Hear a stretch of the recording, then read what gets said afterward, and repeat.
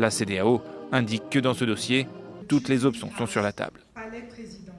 Et on en parle avec notre invitée Niagale Bagayoko. Bonjour et merci d'être sur France 24. Vous êtes chercheuse, présidente de l'African Security Sector Network. On vous doit notamment le multilatéralisme sécuritaire africain à l'épreuve de la crise sahélienne. C'est paru en 2019. On parlait donc de cette crise entre la Côte d'Ivoire et le Mali avec ces soldats ivoiriens donc arrêtés depuis 2 mois et retenus.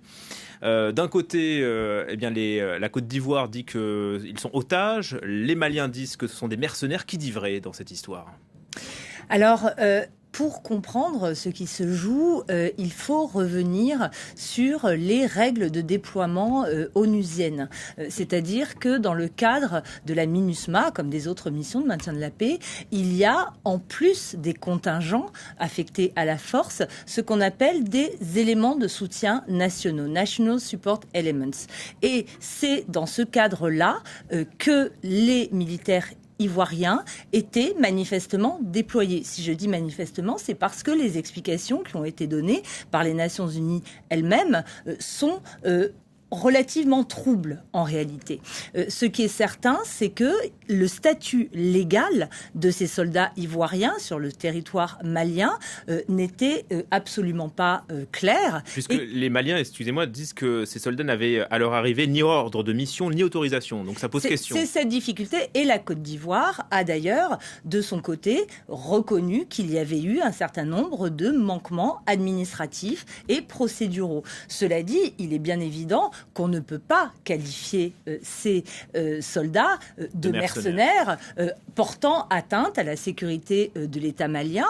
Et la difficulté et la politisation du côté des autorités maliennes de cette présence sur leur sol de ces effectifs ivoiriens, en échange desquels ils ont proposé à la Côte d'Ivoire de extrader de nouveau vers le Mali des personnalités qui sont poursuivies d'un point de vue judiciaire, notamment dans le cadre des dossiers relatifs au détournement des budgets de la défense. Donc ça pourrait être du chantage. De ce point de vue-là, en tout cas, ce qui est certain, c'est que mettre dans la balance la vie, en tout cas la liberté de soldats qui n'ont absolument rien à se reprocher en termes de action, quelle qu'elle soit, est extrêmement périlleux.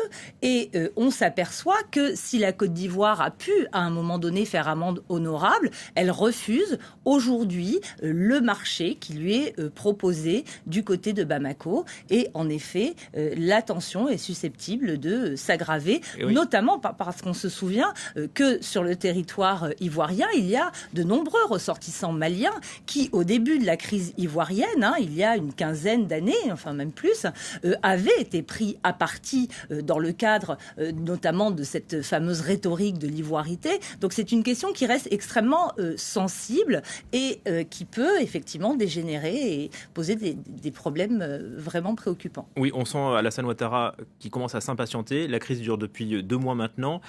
Ça peut dégénérer, dites-vous. Est-ce que la question des sanctions, de nouvelles sanctions de la CEDEAO peut être remise sur la table ?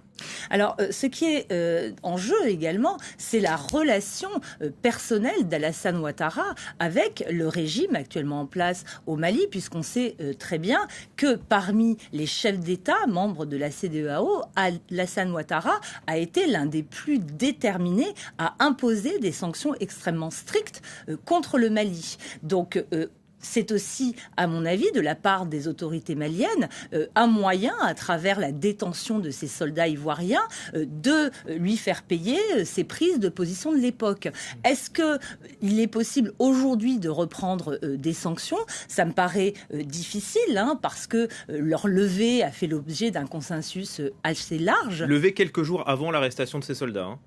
Exactement, et au prix de très nombreux pourparlers, négociations, médiations, notamment de la part du Togo, qui est d'ailleurs de nouveau médiateur dans cette crise. Mais effectivement, la tension régionale est de nouveau très intense. Avec, on va revoir peut-être l'image, ce déplacement du colonel guinéen Doumbouya, le chef de la junte, qui a été reçu au Mali, je crois que c'était hier, donc accueilli avec tous les honneurs.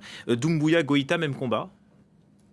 Alors, bien sûr, il y a aujourd'hui une structure de plus en plus prétorienne parmi les chefs d'État de la région. Il y a quand même eu 3 coups de force perpétrés par des militaires en moins de 2 ans au sein de la sous-région. Il me semble, cela dit, que la situation est un peu différente parce que l'arrivée au pouvoir de Mamadi Doumbouya ne se situe pas dans le cadre de la même crise sécuritaire que celle d'Assimi Goïta. Si l'un et l'autre ont réussi à prendre les rênes du pouvoir en dénonçant les manquements des présidents démocratiquement élus, Ibeka au Mali et Alpha Condé en Guinée, les conditions dans lesquelles Mamadi Doumbouya exerce aujourd'hui le pouvoir me semblent moins compliquées qu'elles ne le sont pour les militaires maliens. Mais même combat dans l'opposition à la CEDEAO, je voulais dire ?